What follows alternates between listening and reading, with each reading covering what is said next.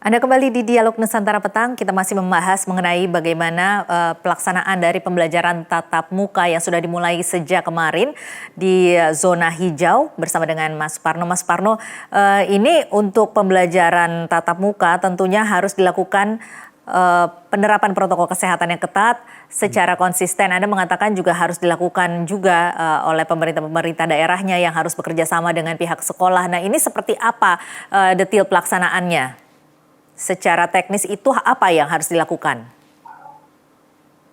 Ya, terima kasih Mbak Tasya.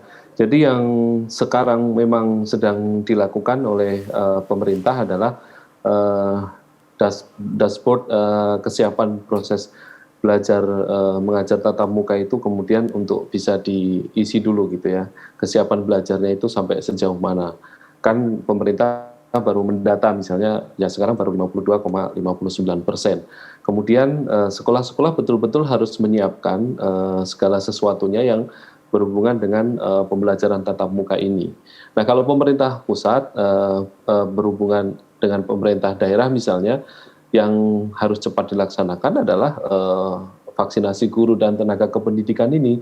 Kalau ini terlambat, seperti yang sekarang juga sedang terjadi, misalnya targetnya, misalnya Juni belum selesai proses vaksinasi untuk guru dan teknik, maka kalau Juli mengharapkan proses pembelajaran tatap muka untuk seluruh sekolah tentu masih belum bisa. Tetapi untuk beberapa sekolah yang memang secara kriteria dan kesiapan belajar tatap mukanya sudah terpenuhi, maka tentu ini bisa dilakukan. Dan kebetulan misalnya zonanya hijau misalnya itu sangat bisa dilakukan. Meskipun vaksinasi belum mencakup seluruhnya ya?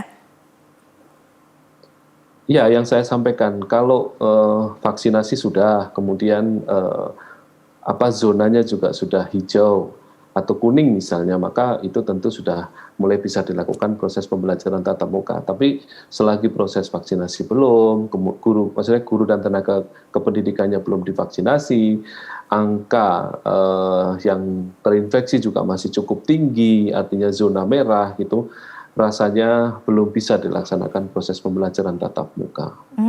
Sejauh ini bagaimana sosialisasi dari pihak sekolah mengenai proses vaksinasi dari guru ini kepada orang tua murid? Oh ya, kalau vaksinasi guru kan dikoordinasikan oleh Dinas Pendidikan dan Puskesmas setempat ya. Jadi sifatnya kita masih menunggu ini, masih menunggu undangan misalnya untuk vaksinasi. Di Jakarta sendiri juga masih banyak sekolah-sekolah yang gurunya masih belum divaksinasi gitu ya.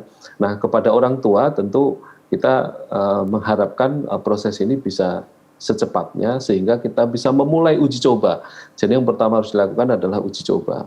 Karena sekarang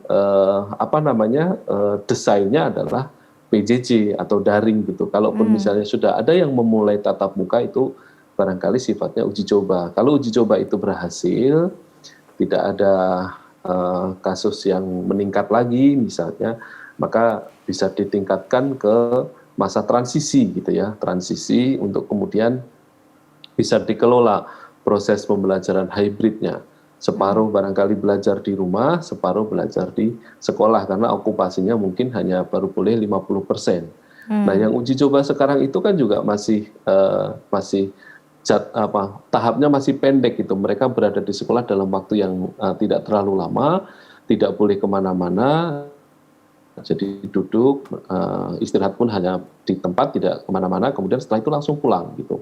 Jadi, nah ini kan berarti butuh penyesuaian lagi. Jadi kurikulumnya disesuaikan lagi gitu ya, kemudian nanti ada tantangan lagi gitu, kalau separuh misalnya di sekolah, separuh di rumah, jangan sampai yang di rumah ini kemudian hanya dikasih tugas gitu, fokus di sekolah. Jadi justru pembelajaran tatap muka dengan konsep misalnya baru 50% ini menjadi tantangan baru lagi, bagaimana mengelola hybrid ya, separuh di rumah, separuh di sekolah, bersama-sama mereka mendapatkan materi yang sama. Artinya kan fasilitas yang disiapkan juga harus memadai gitu ya, gurunya tetap mengadakan proses pembelajaran di kelas, tapi yang di rumah juga bisa menyaksikan gitu, supaya tadi kekhawatiran ada perbedaan layanan tadi, walaupun nanti gantian tetap saja harus dilakukan proses-proses pelayanan yang relatif harus sama. Ya, salah satu yang menjadi concern dari para orang tua adalah kan memang seperti yang tadi Mas katakan, parameternya adalah ketika gurunya sudah divaksinasi. Apakah sosialisasi, apakah guru di sekolah tersebut sudah divaksinasi ini harus menjadi suatu kewajiban bagi sekolah untuk memberitahukan kepada para orang tua murid sebagai hak mereka? Orang tua harus tahu, karena bagaimanapun juga di SKP 3 Menteri, orang tua harus kemudian mengizinkan anaknya untuk melaksanakan proses pembelajaran tatap muka. Jika ada orang tua yang tidak mengizinkan anaknya, maka juga tidak bisa dilakukan. Artinya boleh anaknya tetap mendapat layanan pembelajaran jarak jauh. Artinya semua desain yang kemudian melatar belakangi pembukaan sekolah atau pembelajaran tatap muka itu orang tua harus tahu. Nah, disinilah orang tua juga dibuat nyaman gitu, karena ketika pembelajaran pembelajaran jarak jauh atau pembelajaran online ini dilaksanakan, satu-satunya alasan yang kemudian melatar belakangnya adalah alasan kesehatan gitu.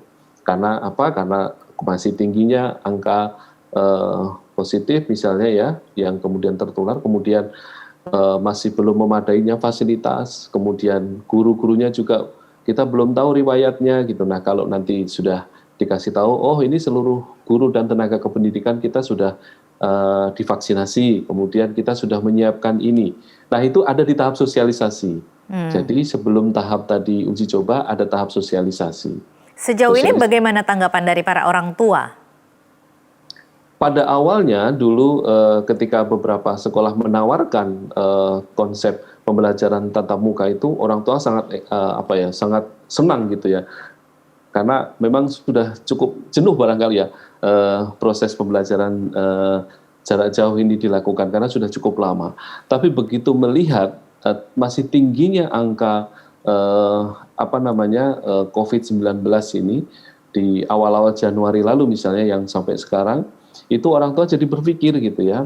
Rasanya kemudian tidak mengizinkan dulu anaknya sebelum semuanya betul-betul dirasa aman gitu. Jadi akhirnya justru kami mendapatkan masukan dari orang tua untuk kemudian tidak buru-buru membuka sekolah sebelum misalnya seluruh fasilitas atau daerah itu dirasa aman untuk melaksanakan pembelajaran tatap muka gitu. Iya, jadi takut untuk menjadi adanya kekhawatiran menjadi klaster baru COVID-19 begitu ya, Mas Suparno. Nah ini untuk sebagai penutup ini terakhir, kalau begitu bagaimana suatu daerah ataupun mungkin secara apa yang harus dilakukan oleh pemerintah saat ini untuk bisa melakukan pembelajaran tatap muka secara menyeluruh bagi seluruh sekolah di Indonesia saat ini?